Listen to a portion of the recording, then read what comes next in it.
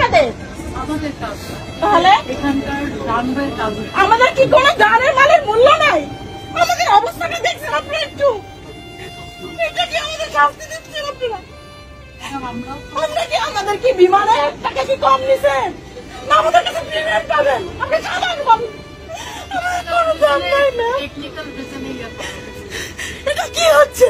আচ্ছা ম্যাডাম আমরা এই যে আপনাদের সিনিয়র স্টাফ দেখেন, এখানে সিনিয়র স্টাফ কোথায়? দেখেন কালকে থেকে আজকে পর্যন্ত আমাদের কোনো খোঁজই নাই নাই। কালকে থেকে এই পর্যন্ত কোনো খোঁজ খবর কোনো কিছু নিচ্ছে না। বাংলাদেশ বিমানে 1:30টায় ফ্লাইটের কথা, সেখানে 9:40 এখানে বিমান ছাড়ার পরে এখানে এসে নাগপুরে ল্যান্ড করছে।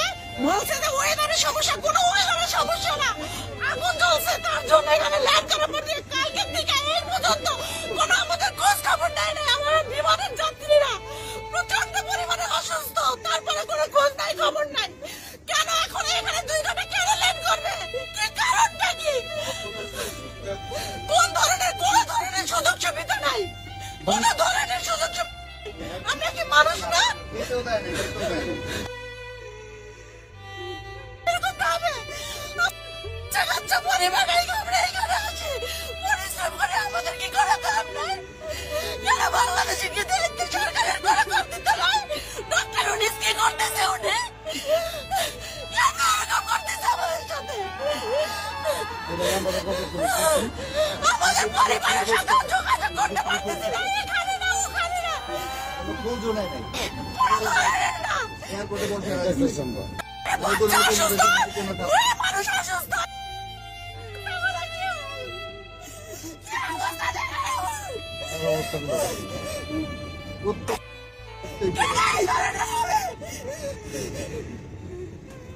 এখানে প্রতিটা যাত্রী এবং এই যে আমার ভাইয়েরা আছে, বোনেরা আছে, আমরা গতকাল রাতে ওনারা খবর নিউজ করেছে বাংলাদেশে, ওনারা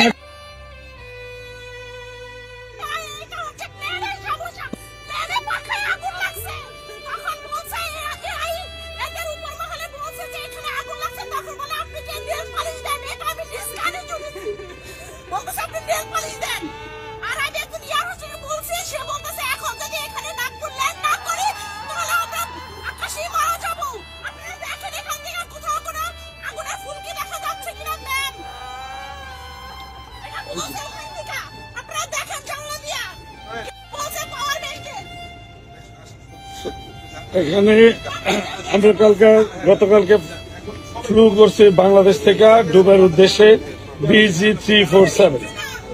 যা হোক, আমি নিজে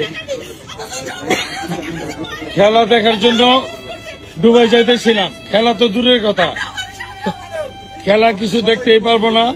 আর ওনারা বলছে যে ওনারা নাকি আমাদের ফুল সাপোর্ট দিছে না করে না, এটা বলছে, কিন্তু এই যে এটা বলছে ওনারা আমাদের ফুল সাপোর্ট করছে নাকি ওনারা।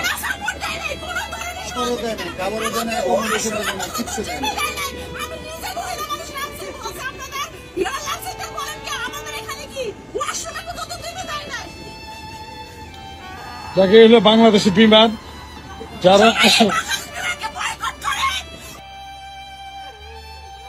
বাংলাদেশ বিমান আসলে আমাদের একটা প্রতিষ্ঠান, এবং এটা আমাদের জন্য, আমাদের বাংলাদেশের জন্য একটা লস্ট প্রজেক্ট। এখানে যারাই আসে তারা দুর্নীতি করে টাকা কামায়, টিকিট পাওয়া যায় না, টিকিটের দাম অনেক, তারপরে সার্ভিস তো নাই। এদের বিরুদ্ধে আমরা বিচার চাই। এবং এই উপদেশটা যে থাকো তুমি, তোমার উদ্দেশ্য করে একটা কথা বলতে চাই যে তুমি এটা তাড়াতাড়ি তদন্ত করে দেখবা। কারণ তুমি যত বড় উপদেষ্টা হও, তুমি তো আর আমাদের উপর দিয়ে না, দেশটাদের দেখার মতো ক্ষমতা আমাদের বাংলাদেশের জনগণের আছে। আমরা যে কোনো সময় তোমাদের মতো যে কোনো উপদেষ্টাকে দেখতে পারি। তো যাই হোক, আমরা এখনো এই রানওয়েতে বসে আছি নাগপুরে।